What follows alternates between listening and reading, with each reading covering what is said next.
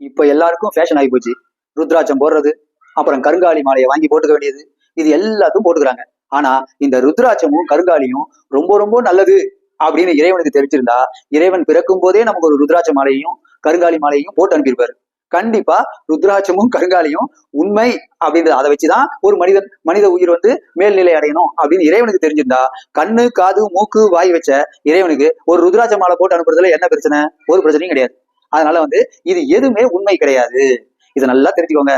ஆனா எந்த ஒரு மாலையாக இருந்தாலும், ஒரு உடல்ல நீங்க எந்த ஒரு மாலையாக இருந்தாலும், ஒரு ருத்ராட்ச மாலை போடுறதா இருந்தாலும், அதே மாதிரி நீங்க ஒரு கருங்காலி மாலை போடுறதா இருந்தாலும், உங்க வீட்லயும் பிரச்சனை வரக்கூடாது, உங்களுடைய உடலுக்கும் பிரச்சனை வரக்கூடாது அப்படின்னா கண்டிப்பா நீங்க அதுல ஒரு தர்பையை கட்டணும். தர்பையை கட்டிட்டு நீங்க போட்டீங்கன்னா உங்களுடைய உடலுக்கும் பிரச்சனை வராது, உங்களுடைய உயிருக்கும் பிரச்சனை வராது. நாம இறந்ததுக்கு அப்புறம் நமக்கு தர்பை வச்சுதான் தர்ப்பணம் பண்றாங்க. இது நல்லா தெரியுங்க.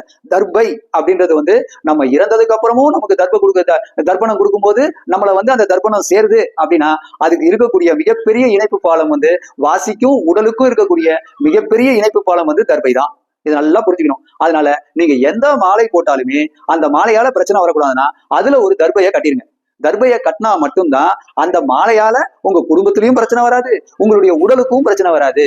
அந்த தர்பையை கட்டாம நீங்க போடும்போது கண்டிப்பா உங்களுடைய பேச்சு திறமையும் மாறும், உங்களுடைய வாசியின் ஓட்டமும் மாறும், அதே மாதிரி உங்க உடலுடைய தன்மையும் மாறும், உடல்ல பிரச்சனைகளும் வரும். இது எல்லாமே வரும். அதனால நீங்க மாலை அப்படின்றது நீங்க அடிஷ்னலா போட்டுக்கிறது தானே தவிர வேற எதுவுமே கிடையாது. அப்ப நீங்க மாலை போடணும்னா கண்டிப்பா அந்த மாலையில கொஞ்சோண்டு தர்பையை கட்டி நீங்க போட்டுட்டீங்கன்னா உங்க யாருக்குமே பிரச்சனை வராது.